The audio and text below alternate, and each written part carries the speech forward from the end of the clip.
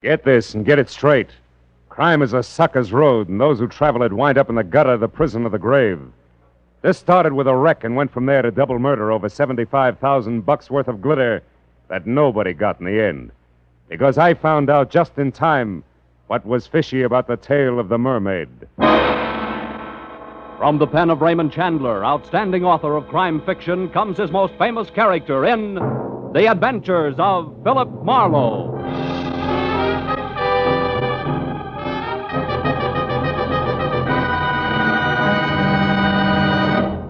Now, with Gerlad Mohr starred as Philip Marlowe, we bring you tonight's exciting story, The Tale of the Mermaid.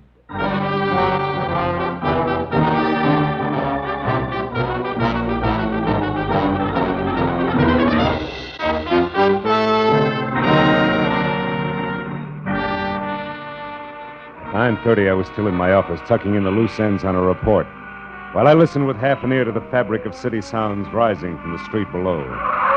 Fabric ripped suddenly by tires clawing concrete. The shattering crash that followed brought me to my feet. It was a traffic accident, and a bad one. I ran to the window, but it had happened around the corner out of sight from my office. So I watched others run for it and remembered grimly that every 30 seconds, somewhere in the country, a thing like that happened. And 1 out of every 16 minutes was fatal. I wondered who had been chewed up in a chromium meat grinder this time as I listened to first the police, then the emergency ambulance, and finally, the scavenger truck cleaned the wreck off the street.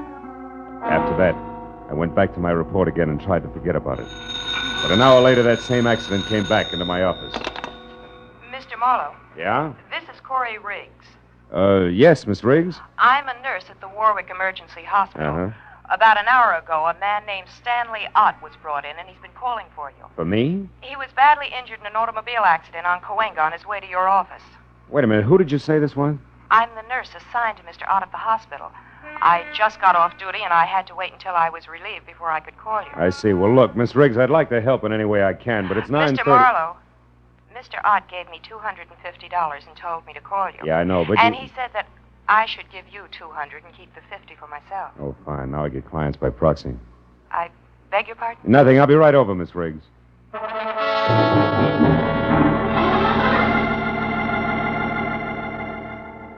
I didn't know anyone named Stanley Ott, and I felt a little like an ambulance chaser, but I was only 15 minutes in getting to the emergency hospital. As I walked up the ambulance ramp, a smart-looking brunette came toward me. Mr. Marlowe? I'm Corey Riggs, the nurse who called. Oh, hello. Can I see him now? It wouldn't do any good. You see, he went into a coma a few minutes after I called you. Oh, it's too late, is that it? Let's move away from the door, shall we? Sure. You see, Mr. Marlowe, before he went into the coma, Ott wasn't rational. He was raving. About what sort of things? About you and a girl. Oh? As near as I could make out, she's supposed to meet someone tonight at 2 o'clock and collect $75,000. It's quite an assignment. Who's the girl? I don't know. All Ott said was something about a plaid coat as identification. Plaid coat, huh? Any idea what he wanted me to do? Chaperone, maybe? No, he kept pleading, stop her, she can't do it. So I'm sure that he wanted you to prevent this girl from keeping that appointment. For some reason that seems absolutely imperative to him. Where was this 2 o'clock meeting supposed to take place? I have no idea. Oh, fine. So it boils down to this. A girl we don't know in a plaid coat is meeting someone we don't know at a place we don't know at 2 a.m. The man who wants me to prevent it is in a coma and can't talk. Didn't he say anything else, Miss Riggs? He just kept saying, you've got to help me, Marlowe. It's life and death. You know, we can stir up an awful hornet's nest poking our noses into $75,000 worth of business we know nothing about. I doubt that we can do any good anyway, because we don't have enough to go on. If he said anything else to even point in the right... Marlowe. What? Wait a minute. He mumbled something once about a Constantine. Constantine? Yes, it's some pier. What is it, a boat? I don't know. But at least it's a lead, isn't it? Anything else? No. Okay, where can I reach you? I'll be at my quarters, Crestview 5781. 5781. And keep track of Stanley Ott's condition, will you? If he comes out of it, talk to him. We've only got 3 short hours. I'll call you, Corey.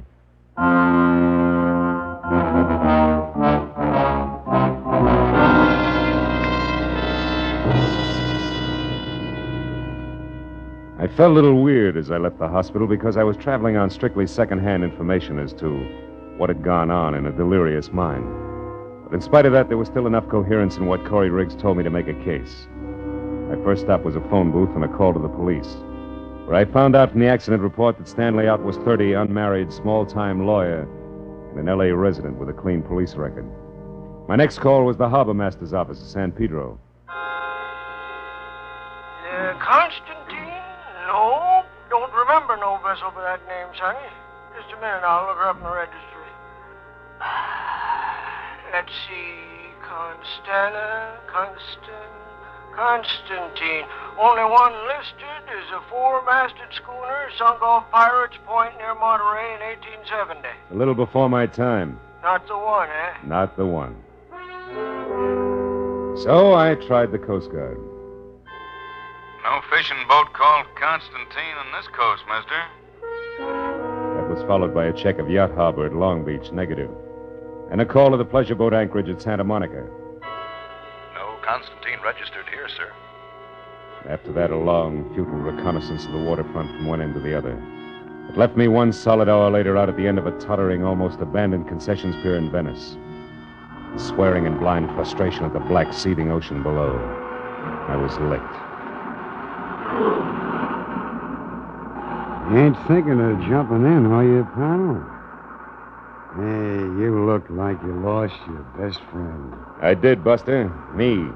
I was sunk with the Constantine in 1870. Constantine? You know him, too, huh? Him? Yeah. You mean Constantine's a guy? Sure, pal. There's a shack there. Wait till the beacon light comes around again. See? See that? Well, I'll be. Prince Constantine Chevnov. Occultist, palmist, and medium. Personal consultant by appointment only. Yeah, but that's a fake. No fooling. All them guys. He owes everybody around, even to Ziggy, me. For $1, and that's something. But he's a genuine Russian prince. Hey, where you going? Have a look. Prince Constantine Chevnov could be my boy. He wouldn't want you nosing around here, pal. That's too bad. Does he live here? Yeah, in the back. He runs his pitch in the front where all them green curtains are. Uh-huh. Yeah. I suppose he always leaves his door unlocked, huh? What? Who? Hey, that's kind of funny. Yeah, I'll bet. There'll be a light switch here someplace. Oh, yeah. Now let's see what... Oh. Holy cats. Goodbye, mister. Goodbye.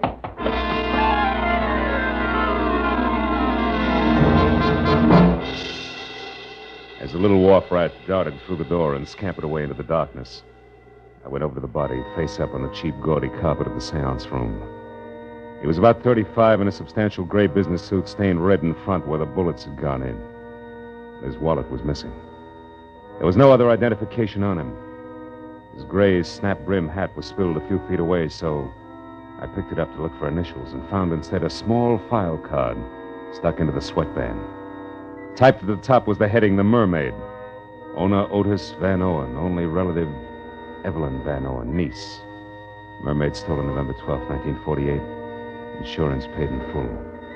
In ink, Van Owen died August 1949, and under that in pencil, Konstantin Chevnov, Venice Pier, and Louis Paradise, 913 Seacrest Road, Pacific Palisades. It took 20 minutes to find 913 Seacrest. And when I stopped and got close enough, what I saw through an open window made Constantine Trap I just left look as reliable as a post office by comparison. It was a miniature Egyptian temple, exotic and dainty, sickening lushness of red velvet and yellow silk. And in the center of the room was a bloated little man, balancing a long cigarette holder in one hand, while he simpered into a honey-colored French phone in the other. I moved up quietly until I could hear him. A sentimental agreement. That is right, Evelyn. Your Uncle Otis and I were the best of friends for years. Well, thank you, child. Where are you now? Oh, the servitor. Good. I advise you to stay there until a few minutes before 2, and you will not forget to wear a plaid coat, just to be sure I won't make a mistake. What is it, Bud? What? Sideshow? Hey! Careful now. Sudden noises like this gun going off upset Mr. Paradise. What do you find so interesting inside? Conversation. About the mermaid, probably. Uh-oh. Too bad you dropped that one, Bud, because I'd bump you for a nickel. Say nothing to 75 G's. I don't talk things over with punks. I reserve it for the head man. Go do something about it. Okay, Bud, I will. Go on, move. Round to the door and inside. Mr. Paradise gets some kind of kick out of stepping on big guys like you. The gopher face shoved his automatic into the small of my back and marched me inside, where the air was thick with cheap incense. The bloated little king with the long cigarette holder had stepped out. But he came back fast when the gopher called him. Hey, Mr. Paradise. He stared at me from across the room, and his nostrils flared for an instant. And he simpered again and sidled toward me. The gopher dug at my spine with his gun. Well, now, what is this, Rudy? Snooper, Mr. Paradise. Caught him outside peeking in the window. Oh, it is a bad night for snoopers. Who are you? Name's Marlowe. And the business? Snooping. He knows about the Mermaid, Mr. Paradise. He does he? How much do you know? Speak up. She's got a fishtail instead of legs. You dare to joke? Just stand here and take it, big man. You asked for it. Make a move and I'll drop you. I know what you are, Marlowe, but not how much you have found out. Now tell me, because the next time I slap you, it will carry more weight than my bare hand, I promise. You have company, Paradise. Should I get it? No, you keep this baboon under control, Rudy. I will answer the door. Oh, Prince, come in. Paradise, come in. Paradise, what do you Expecting mean? you. How far do you think you can go with my reputation? Do you want to get me hanged? Wife, what is the matter, Constantine? You are upset. Upset? I'm out of my mind. Oh, what a shock. And such a stupid thing for you to do. What are you raving about? He found that body on his front room floor, right, Constantine? Exactly. Precisely. And what is more, I did not put it there. Of all the places in the world, why did you pick this one? Paradise, who is this? This stranger here? If you would close your mouth and open your eyes more often, Prince Constantine, you would not be the nervous wreck you are. This is Mr. Marlowe, another snooper. Oh, another one. Paradise. Paradise, listen to me. It's better if we quit. It's better if we don't try it tonight. It's out of hand. I don't like it now. We should get away and come back next year and do it. You jellyfish, there is nothing to worry about now. Insurance investigators often work in pairs. Is that not so, Marlowe? It's your pitch, round man. You don't need any help from me. You are so right. Rudy and I caught the first at your place, Constantine. Now we have the second one here. That is all there are. The danger is over. It's clear sailing from now on. But what about that cadaver you had the audacity to leave lying in my seance room? What about that? Forgive me, Constantine. That was a necessity. I am sorry. Now listen. Hey, Rudy. Does this go on all the time? Yeah. Ain't it awful? And think of all the champagne, caviar, and buffalo stroganoff you can buy with the Mermaid. I don't care. Just a bracelet, but at the same time it is $75,000 worth of diamonds and platinum. Okay, Paradise. I trust you. Now, we go, huh? My, gnazdo. Yes, Prince. The gnazdo it is. And success. Hey, Mr. Paradise. What should I do with the big boy here? Yeah, you're kind of leaving a loose end around, aren't you, Fatty? If I had the time, Marlowe, I would beat the arrogance out of you a little chunk at a time. Rudy. Yeah? You've got no initiative, but you do have imagination. So use it. Goodbye, Marlowe.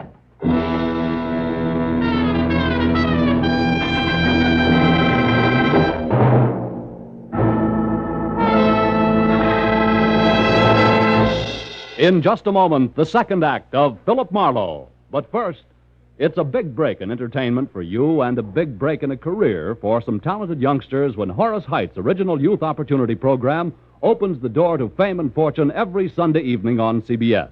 Popular Horace Height is host to young folks who want to break into show business. And every Sunday evening, one lucky winner does break in, to his delight and your listening pleasure. Yes, for music, comedy, thrills, and all-around fun, listen to Horace Height Sunday evenings, another great CBS show heard over most of these same stations. Tune in this fall for the shows that you love best of all. Listen carefully. Here's the address. It's CBS. Now, with our star, Gerlad Mohr, we return to the second act of Philip Marlowe and tonight's story, The Tale of the Mermaid.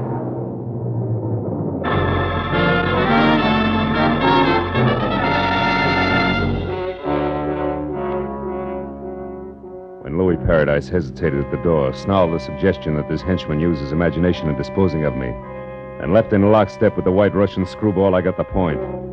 But even if I'd missed it entirely, one look into Brother Rudy's eyes would have done the trick.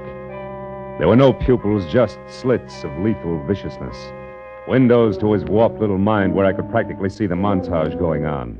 That ran from ancient thumbscrews by candlelight up to a generous beating by street lamp with brass knucks. I felt a cold knot grow in the pit of my stomach. As Rudy, with a cannon in his hand, pointed at my head, started toward me. And from someplace outside, I got a break. Two romantic cats. Rudy spun toward the sound. One chance to a customer, Rudy, and you missed. Kill you, Marlowe. I'll blow your head off. Not tonight, gentle soul. Give it to me. I don't want you to hurt yourself until we've had a chance to talk. That's it. Now, lie down. I knew there was some reason why I like cats, their voices. Okay, Rudy, you've had enough rest. Now, let's get back to business. Now, wait a minute. Come on, get up. We're going to talk. Wait, hold it, please. No reason for any more rough stuff. I'll cooperate. That's better. Where did Paradise and His Highness head for? The Gnazdo, where is it? I don't know. Come on, you said there was no reason for rough stuff, remember? Ow! Yeah, I remember. That Gnazdo, that's something I never heard of. An unhappy coincidence, Rudy. It's one thing I'm interested in. Wait. Must be something else you want to know. Something else I could tell you that... Hey, what are you going to do? You mean you can't tell, Rudy? That's Keep funny. away. All it takes is a little imagination.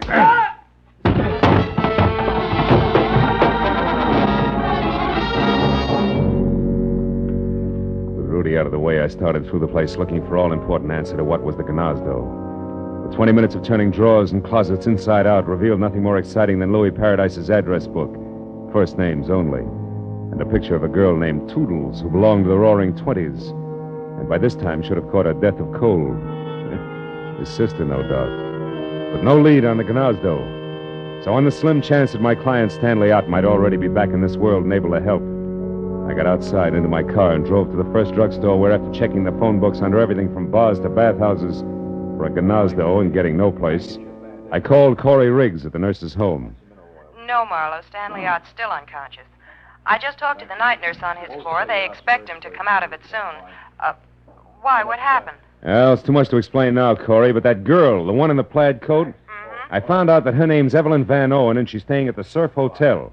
Now, see if that much checks with Ott when he comes to, will you? All right. Oh, also, there's a diamond-studded item called the Mermaid, which accounts for that $75,000 he mentioned. Now, Constantine and the pier now equal a phony Russian prince who runs a spook palace out on the old Venice pier. Now, you got all that? Uh-huh. Good. Now, look, honey, listen real hard. Before Ott passed out, did he by any chance say the word Gnazdo? Gnazdo? Yeah. No. What does it mean? I don't know. I think it's the name of a place. Oh, have you checked the phone books? Yeah. It's no dice, Corey. Also, I checked one Mr. Louis Paradise, who you might mention... Marlowe, wait a minute. What's the Hold matter? the wire, will you? There's a girl here, one of the nurses, who's trying to tell me something. Oh. It's the Gnazdo, Marlowe. Shh, wait a minute. She knows something about it here. It's Rosemary. You talk to her. Hello. Hello. You want to know what Gnazdo means? Yeah. Well, it's Russian, like Pashlamaya Gnazdo. Oh, that's... well, what does it mean in English, Rosemary? Fast, please, is important. Well, that means let's go to my place. Gnazdo's the word for nest, sort of like cozy apartment or cottage. My place, nest. You sure of that? Well, I'm positive. I was an army nurse in the war, and I spent 2 years in Germany after the shooting part was over. 2 years, a half a block away from the Russian zone. That's close enough. Thanks a million, Rosemary. Don't mention it. Here's Corey. Oh. That do it, Marlowe? Yeah, I think so. At any rate, unless I'm way off base, it's where both the Mermaid and all parties concerned are going to rendezvous at 2 a.m. That's less than a half hour from now. The Prince's place on the pier. I want to be early, so goodbye, Corey. I'll call again when I know more. Yeah, and give my everlasting love to girlfriend Rosemary. She all is show a peach.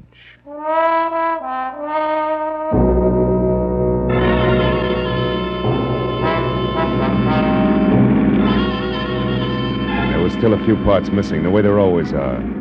As I drove fast for the old Venice pier and added as I went along, it came out something like the team of Paradise and Prince Whatchamacallit ready, willing, and able to pay $75,000 for a piece of jewelry that one Evelyn Van Owen now owned. A mermaid, which, according to the data I'd found on the insurance man's body, had once been stolen from Evelyn's late uncle.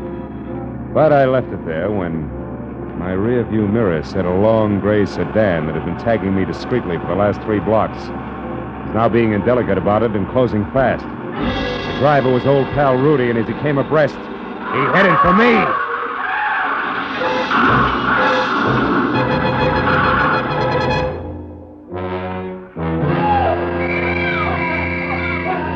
All right. You're okay, Mac. Don't you worry about a thing. We'll have you out of there in a minute. Hey, can't you knock out that horn? Knock out the horn, he says.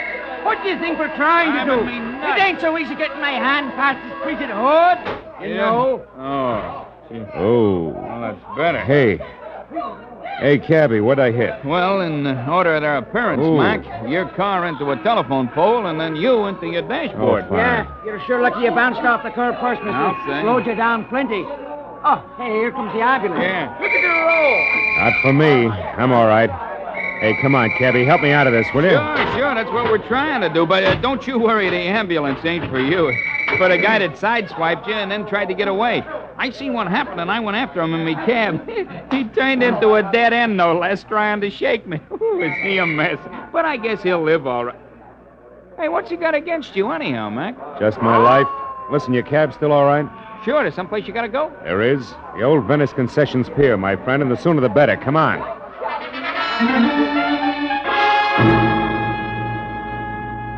Maybe my head against the dashboard was exactly what I needed. Because right then and there, the method of Rudy's handiwork made me think of an angle that I'd neglected almost completely. My unconscious client had not wanted me to get the Mermaid or the $75,000, but to stop Evelyn from keeping her rendezvous, which at this point I figured could mean but one thing. It was exactly 2 o'clock when the cab slammed to a stop near the pier. And I piled out and ran onto the empty, fog-dampened planking that led to Prince Constantine's shack. Nothing but mist moved over the pier. No unusual sound broke the pattern of waterfront noises. And I thought momentarily that I was still in time to prevent what Stanley Out somehow knew was going to happen. That Louis Paradise and his eccentric sidekick intended to get the Mermaid from Evelyn, but pay off in only one way.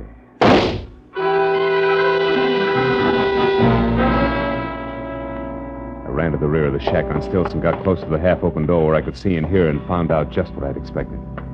In the storeroom, spread out and very still on the oil-soaked planks, there were a makeshift floor with the lifeless form of a girl, who, according to the plaid coat she wore, was the late Evelyn Van Orn. And kneeling close to her gun in one hand, the sparkling mermaid in the other, was her executioner, Louis Paradise. Next to him, his number 1 boy, Prince Constantine Chevnov, not very happy. A fool to shoot her was stupid. Yes. 75 grand, stupid. Or would you have preferred that I pay Miss Van Owen in cash? I had to kill her. Yes, Paradise, but the gun, so much noise. We can't afford to attract attention. With 2 corpses on hand, I should say not, Princey. Don't try it, Louis. Oh, the Mermaid. The space between the boards. The Mermaid. Oh. It's in the water, Chevnov. Shame. Yeah. Yes, it's a shame. We did so much, worked so hard. Yeah, killed so often. Gonna run for it, Your Highness? Run? Nah. No, Paradise is dead here. Without Paradise, I am not so brave. I will do as you say. Keep quiet. Don't make a sound, Chevnov. We got company. Rudy, quiet! Pardon me. Can you please tell me where Louis Paradise can be It's Louis Paradise there. Who are you? Evelyn Van Owen. What? Evelyn. Van Owen? The woman who was supposed to sell the Mermaid to Paradise? That's right. But on my way over here, just after I left my hotel, somebody struck me, knocked me out. Took my coat there and my purse and ran. Your purse with the Mermaid, no doubt. Yes. And that, Miss Van Owen, makes this angle shooter here. Yeah. The very dead nurse, Corey Riggs. Let's get out of here.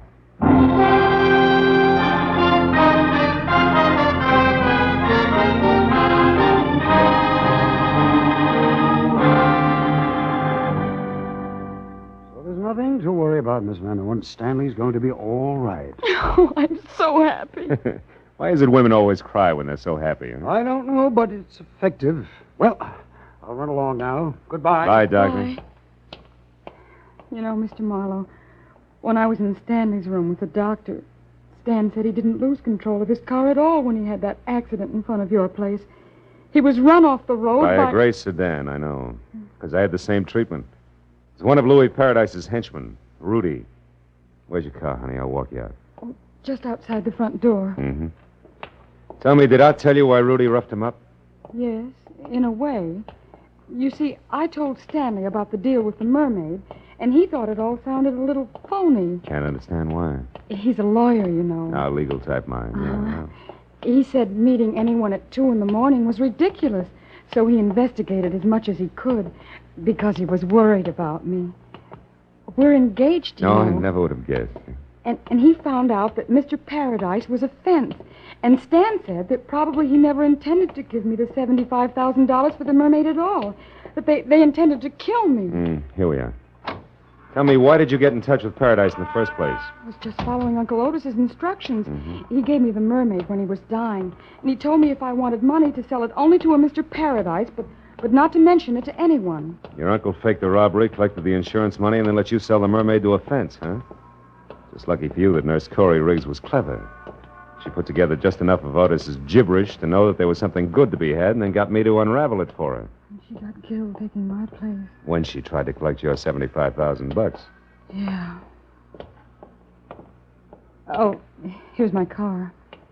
Well, Evelyn, for a little while, you were a rich woman. Now it's all gone. How do you feel? Well, I'm alive. And in love. Yes, well, that answers my question. Good night, baby. And good luck.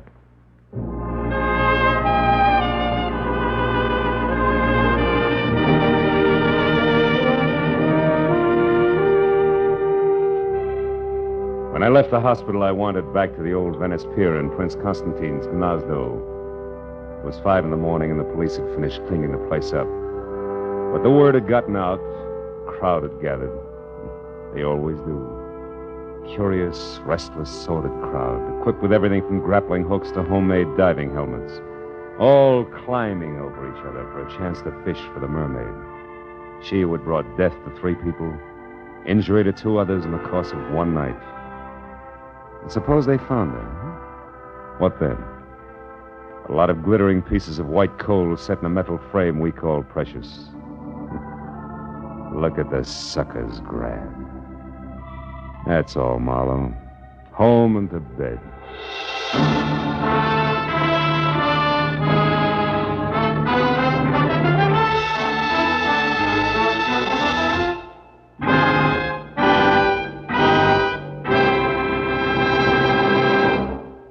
The Adventures of Philip Marlowe, bringing you Raymond Chandler's most famous character, star Gerlad Mohr, and are produced and directed by Norman MacDonald. Script is by Mel Donnelly, Robert Mitchell, and Gene Levitt. Featured in the cast were Rita Lynn, John Daner, Michael Ann Barrett, Wilms Herbert, Junius Matthews, Herb Bygren, and Mark Lawrence.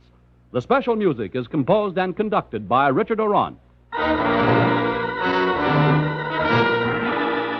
Be sure and be with us next week when Philip Marlowe says... It started with a terrified woman lost in a maze of memories she couldn't explain. And waiting for her outside an open window was death.